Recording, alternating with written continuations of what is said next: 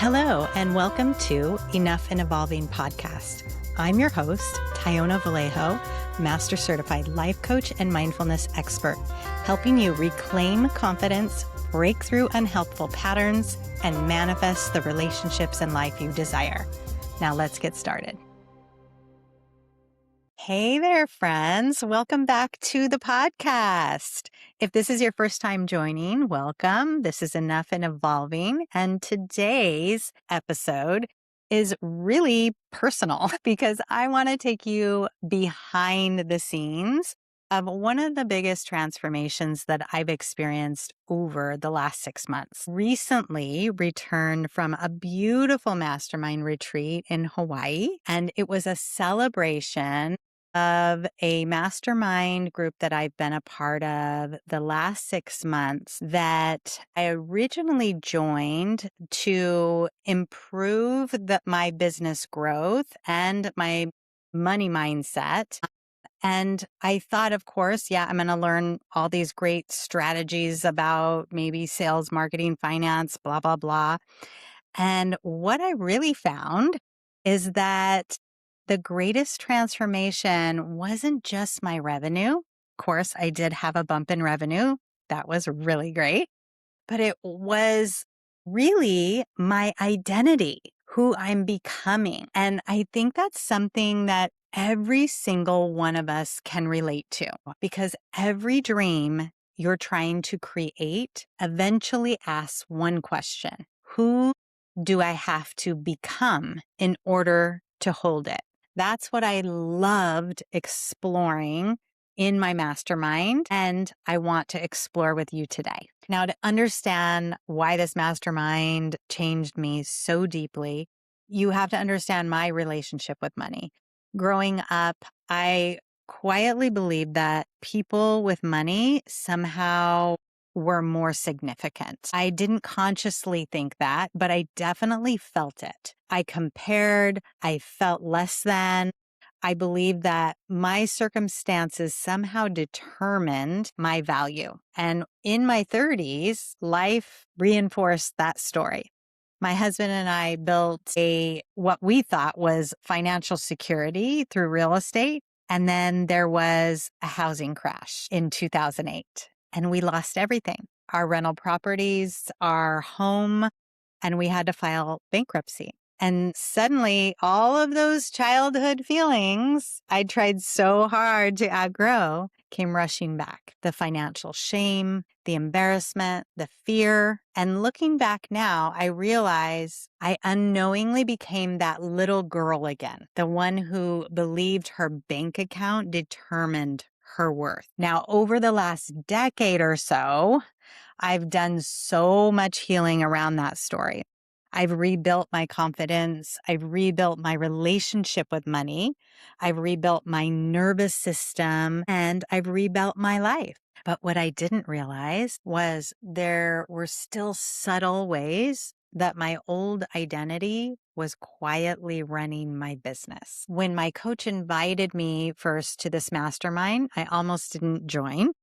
I honestly didn't think I belonged there. In my mind, I hadn't achieved enough financially, and I didn't think I qualified. The room of women that were in there were, some of them multimillionaires, definitely high earners. But my coach, she saw something I couldn't see. She was looking at my potential. She saw the woman I was becoming before I could. Sometimes we have to borrow belief until we can build it ourselves. That's definitely something that I do with my clients. When I coach clients, a lot of times they come to me with maybe a little bit of belief in what they're wanting to achieve, but sometimes they're not even able to see that belief. And I'm helping them to open the window, to open the door to seeing what is truly possible. And so I think that is truly one of the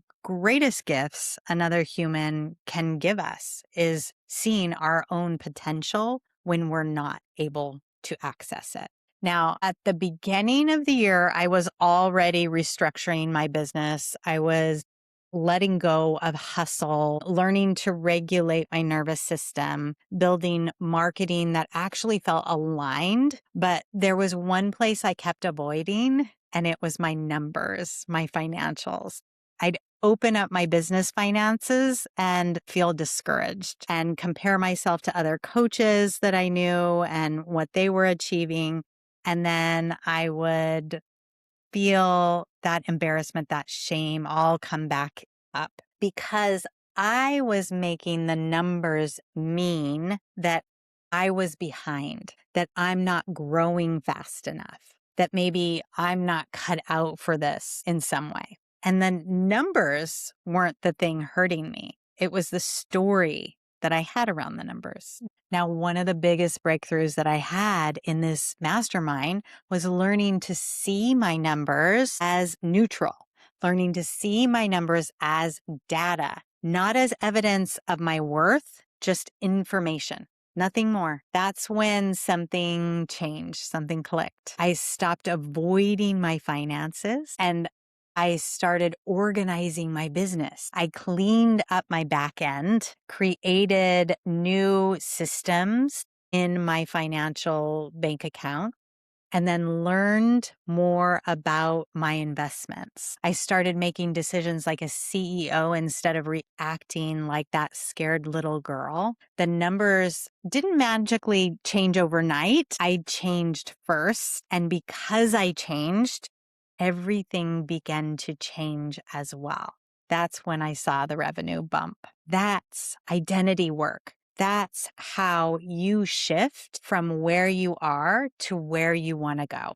Now, today I wanted to share with you 4 of the ways to reshape your identity that I used in reshaping mine. And number 1 is become aware of the identity that you're protecting. Ask yourself, who am I still trying to be? And for me, I was trying to be that protector of the little girl who doesn't feel like she's enough because of her bank account. So who are you still trying to be?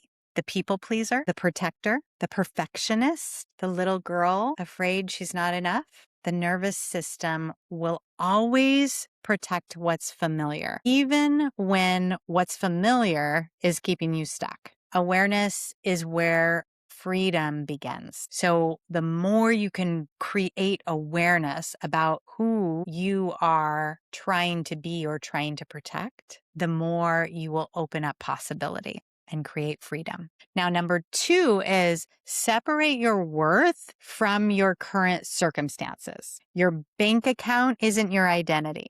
Neither is your relationship, your weight, your career, or your follower count. They're simply data points. Your brain loves turning circumstances into identity. Practice separating those two.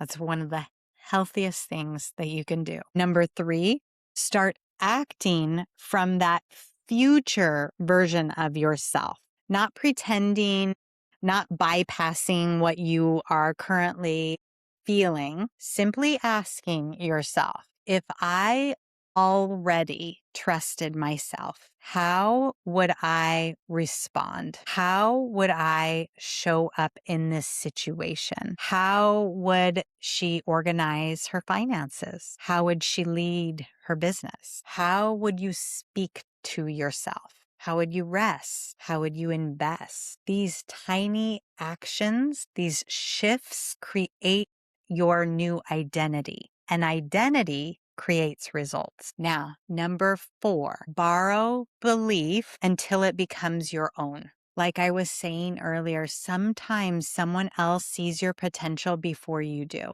Maybe it's a coach, maybe it's a mentor, a friend, a spouse. Instead of arguing with their belief in you, practice receiving it. Receiving is a whole practice in itself. And I'll probably come up with a great podcast in the future all about receiving, because I know I have a lot to say about that. I feel like I have, in this experience of the mastermind, especially going on that retreat, I have been really expanding my practice of receiving. And so that is something that will really be a game changer if you start to practice receiving, because one day you'll realize those mentors, those coaches, those people that saw your potential before you did, they weren't seeing something that's impossible, that's pie in the sky. They were seeing the future version of you. And that is who I hope you begin to see. That is who I'm hoping that I empowered you to start to lean into the possibility and idea of in this podcast today. In closing, if there's one thing I've learned over the last 6 months, it's that the life you're trying to create doesn't start with changing your circumstances. It starts with changing the story of who you believe you are. Today, I no longer identify or choose to identify as the little girl ashamed of her bank account. I'm becoming a woman who knows how to steward wealth, who leads with intention, who takes care of her business, who trusts herself, who believes abundance isn't something she has to chase. It's something she creates by becoming the person who can hold it, by finding it within her already. And I think that's true for every dream you have. Before reality changes, your identity usually changes first. So let me leave you with one question. Who are you becoming? Not who you've been, not who your past says you are. Who are you choosing to become? Because that person, she's already waiting for you. Thank you so much for spending this time with me today. As always, you are enough and you are evolving. Have a great week. If you're listening to this and you're recognizing yourself in these patterns, this is exactly the work I do inside my coaching. This isn't something you have to figure out alone. If you're ready to feel more confident, grounded, and self-trusting, I'd love to support you. Check out the show notes to book a consultation coaching call today.